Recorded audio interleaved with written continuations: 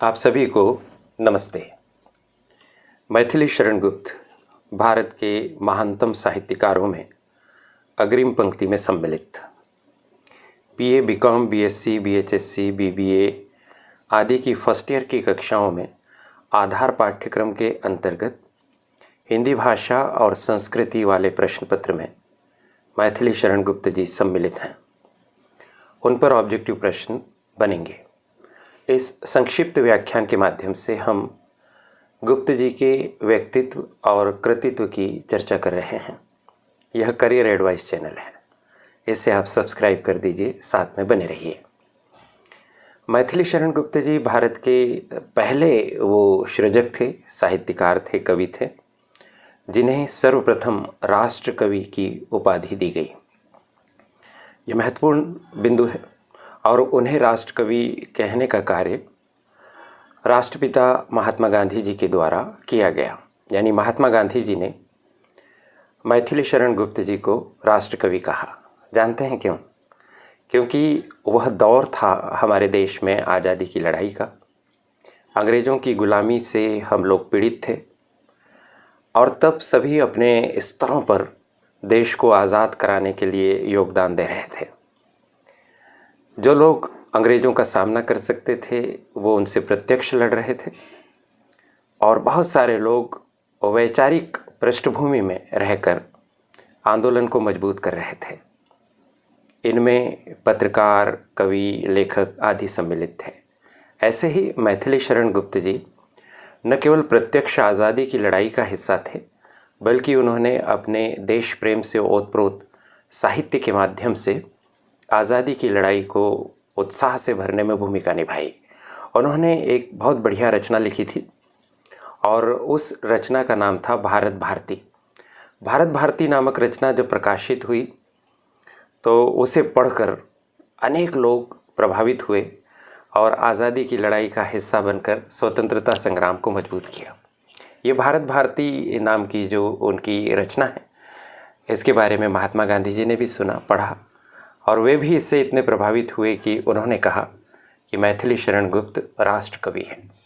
तो ध्यान रखिएगा कि उपाधि गांधी जी ने दी और उपाधि देने का आधार बनी गुप्त जी की एक सुप्रसिद्ध रचना भारत भारती। अवसर मिले पढ़िएगा ज़रूर। मैथिली शरण गुप्त जी के जीवन परिचय को हम कुछ हिस्सों में बांटकर समझ लेते हैं, जैसे उनके जन्म और मृत्यु की तारीखें, उनके माता पिता, परिवारजन, उनके लेखन कर्म, साथ ही साथ आज़ादी की लड़ाई में उनका योगदान और उन्हें मिलने वाले विभिन्न प्रकार के पुरस्कार आदि। स्वतंत्रता के उपरांत भारत की राजनीति में उनकी भूमिका भी विचारणीय है। एक बात यहाँ से शुरू करें कि गुप्त जी को एक और बहुत सम्मान सूचक पदवी दी गई है और वह सम्मान सूचक पदवी है दद्दा की। जी हाँ, मैथिली शरण गुप्त जी को दद्दा भी कहते हैं। आप जानते ही हैं ना कि दद्दा हम अपने से बड़े को कहते हैं, जिनके प्रति विशेष आदर का भाव रखते हैं, उन्हें दद्दा, दादा आदि पुकारते हैं। तो गुप्त जी को भी इस तरह से पुकारा गया। ऐसे ही मैथिली शरण गुप्त जी का जन्म वर्तमान उत्तर प्रदेश में स्थित झांसी जिले के चीरगांव नामक कस्बे में हुआ था और उनके जन्म की तारीख की अगर अपन बात करें तो वो तारीख है 3 अगस्त 1886। यानी 3 अगस्त को वो जन्मे थे। इतने बड़े सृजक का जन्म 3 अगस्त को हुआ तो कालांतर में उनका जो जन्म का दिनांक है यानी 3 अगस्त, उसकी महत्ता को पहचानते हुए यह घोषणा की गई कि प्रतिवर्ष हम 3 अगस्त के दिन को कवि दिवस के रूप में हम मनाना शुरू करेंगे। तो कवि दिवस उनके जन्मदिन को मनाया जाता है। जैसे डॉक्टर राधाकृष्णन के जन्मदिन को हम 5 सितंबर को शिक्षक दिवस के रूप में मनाते हैं, उसी तरह से मैथिली शरण गुप्त जी का जो जन्म दिवस है ना 3 अगस्त, उसको हम कवि दिवस के रूप में मनाते हैं। याद रख लीजिएगा इस बिंदु को। तो 3 अगस्त 1886 को वो जन्मे। उनके माता पिता जी जो थे, गौरवशाली माता पिता जिन्होंने ऐसी प्रतिभाशाली संतान को जन्म दिया, उनके नाम है, माता जी के नाम है श्रीमती काशीबाई और पिताजी का नाम है श्री रामचरण जी। तो इनके यहाँ पर मैथिली शरण गुप्त का जन्म हुआ उनके देहावसान की अगर अपन बात करें तो उन्होंने अपना कुल जो जीवन व्यतीत किया वो लगभग 78 वर्ष का उनका जीवन रहा। और 78 वर्ष के इस पूरे जीवन काल में उन्होंने बहुत सार्थकता से अपने समय को व्यतीत करते हुए 12 दिसंबर 1964 को इस संसार को विदा कहा। उनका देहावसान हो गया। तो याद रखेंगे उनकी पुण्यतिथि को, जो पुण्यतिथि 12 दिसंबर 1964 को होती है। आपको पता है ना कि जन्म दिवस को हम जयंती के रूप में सेलिब्रेट करते हैं और मृत्यु की जो तारीख होती है उसे हम पुण्यतिथि कहते हैं। तो यदि ऐसा कोई प्रश्न है कि गुप्त जी की जयंती कौन सी है या गुप्त जी की पुण्यतिथि कौन सी है, तो आपको कोई कष्ट ना हो, इसलिए प्रसंगवश इन तकनीकी शब्दावलियों की भी व्याख्या कर दी गई है। तो 12 दिसंबर 1964 को जब उनका देहावसान हुआ तब वे झांसी में थे, यानी झांसी क्षेत्र ही उनकी जन्मस्थली है और झांसी में ही उन्होंने अपनी अंतिम सांस भी ली। उनके रचना कर्म की अगर अपन बात करें तो उनके रचना कर्म को हम कई भागों में बांट सकते हैं, जैसे उनके महाकाव्य, उनके खंड काव्य, उनके द्वारा लिखे गए नाटक। उन्होंने अनेक संस्कृत भाषा की महती रचनाओं की अनुवाद प्रक्रिया में भी हिस्सा लिया और बहुत सारा अनुवाद का कार्य भी किया। उनके 2 महाकाव्य बहुत ही प्रसिद्ध हुए। उनके नाम इस प्रकार है, आप ध्यान रख लीजिएगा। आप जानते हैं ना कि कविता की भी कई प्रकार की विधाएं होती हैं, जैसे महाकाव्य, खंड काव्य, मुक्तक काव्य आदि। महाकाव्य एक बड़ी रचना होती है जिसमें कम से कम 7 खंड होते हैं, एक नायक होते हैं, नायक भी एक विशेष प्रकार के नायक होते हैं, उन्हीं के आसपास पूरा घटनाक्रम चलता रहता है, ऐसा महाकाव्य होता है। खंड काव्य अपेक्षाकृत एक छोटी रचना होती है और किसी नायक या प्रकृति या अन्य किसी विषय वस्तु के किसी एक विशेष हिस्से पर उसमें रेखांकन किया जाता है, कलम चलाई जाती है। तो ऐसे गुप्त जी के 2 महाकाव्य हमारे सामने हैं। उनमें से एक का नाम है साकेत और दूसरे का नाम है यशोधरा। पता है साकेत किसकी कहानी है? साकेत राम कथा है वैसे तो, लेकिन रामायण की इस कथा में एक कैरेक्टर के मनोभाव को विशेष रूप से रेखांकित किया गया है। वो कैरेक्टर है उर्मिला। आप जानते हैं ना कि उर्मिला लक्ष्मण जी की पत्नी है। राम, लक्ष्मण, भरत, शत्रुघ्न, इन 4 भाइयों में जो राम के अनुज थे लक्ष्मण, जो एक छाया की तरह राम जी के साथ रहते थे, उन्हीं की पत्नी उर्मिला। आप यह भी जानते हैं कि जब वनवास की बात हुई कैकेयी माँ के द्वारा, तो राम जी के साथ लक्ष्मण जी भी गए। राम जी के साथ तो सीता जी थी ही।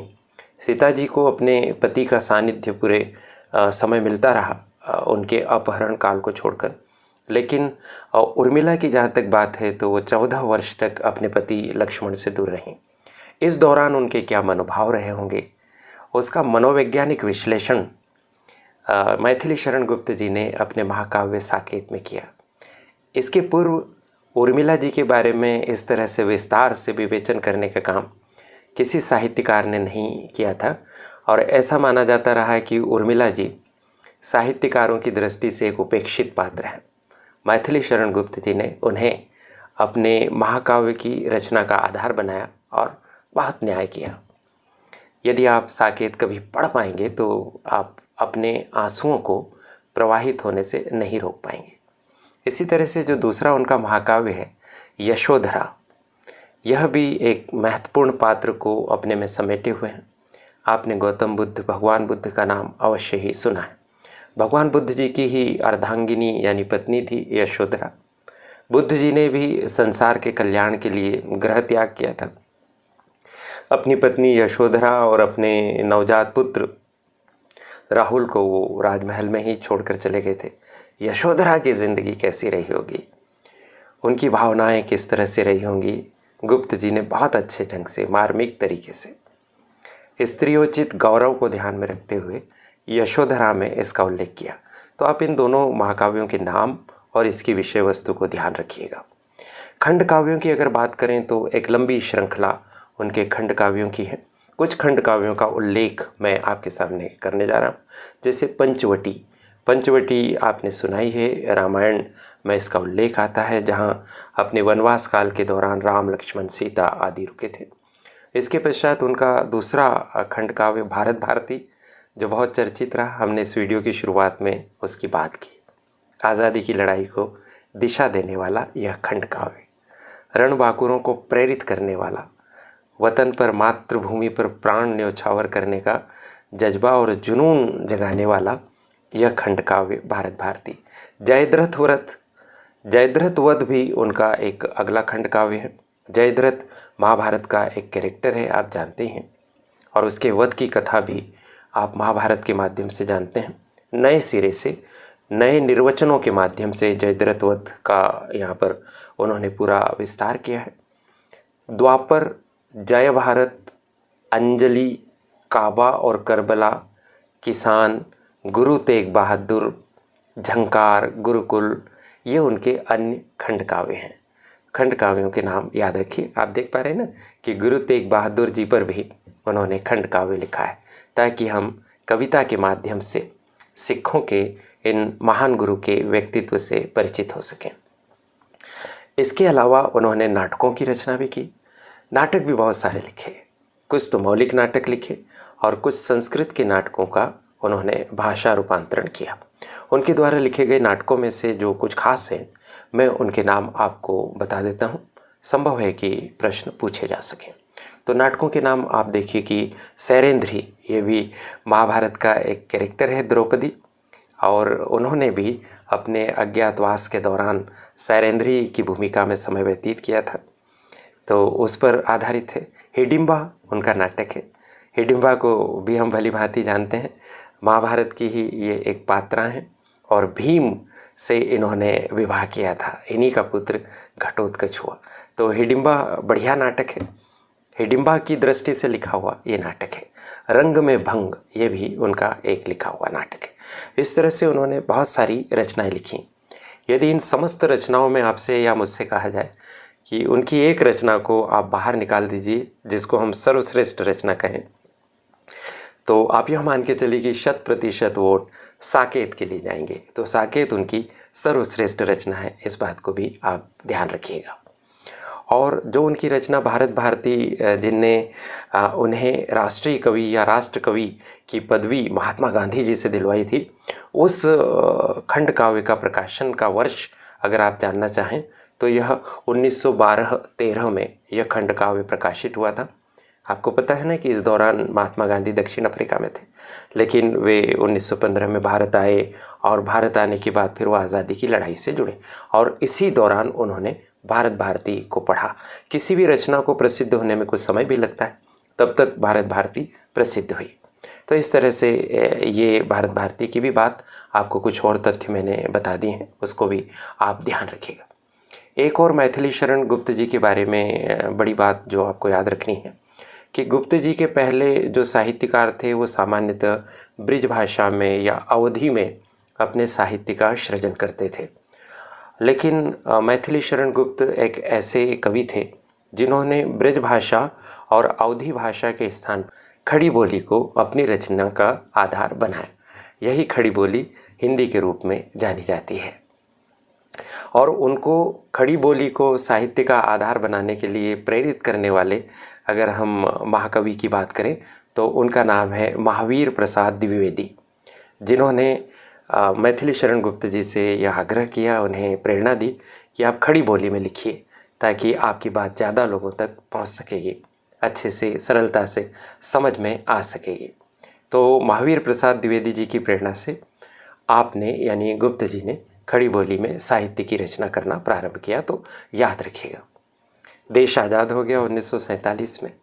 1948 में गांधी जी इस दुनिया से चले गए। 30 जनवरी 1948 को उनकी हत्या हो गई, लेकिन उनके साथ ही मैथिली शरण गुप्त जी की जीवन यात्रा आगे चलती रही। उनके स्वतंत्रता संग्राम के योगदान को सम्मान दिया गया और उन्हें राज्यसभा में भेजा गया। आपको पता है कि हमारे देश में संसदीय शासन व्यवस्था है, और इस संसदीय शासन व्यवस्था में संसद के 2 सदन हैं, लोकसभा और राज्यसभा। राज्यसभा उच्च सदन है, और राज्यसभा के सदस्य के तौर पर 2 कार्यकाल मैथिली शरण गुप्त जी ने पूरे किए।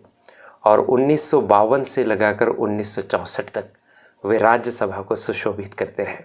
मैथिली शरण गुप्त दद्दा जब राज्यसभा में जाते होंगे तो उनकी उपस्थिति से कितना गौरव और गरिमा बढ़ती होगी। राज्यसभा का एक कार्यकाल 6 वर्ष का होता है, तो 52 से 64 तक अगर आप देखेंगे तो 12 वर्ष हो गए। तो 2 कार्यकाल दद्दा ने राज्यसभा के सदस्य के तौर पर व्यतीत किए। इसके अलावा उन्हें अनेक पुरस्कारों और सम्मानों के लिए भी चुना गया। भारत में कुछ सम्मान बड़े ही शीर्ष श्रेणी के माने जाते हैं, उन्हें हम पद्म सम्मानों के नाम से जानते हैं। तो मैथिली शरण गुप्त जी को भी पद्म सम्मान के लिए चुना गया और उन्हें पद्म भूषण नाम का जो हमारा पद्म सम्मान है वो दिया गया।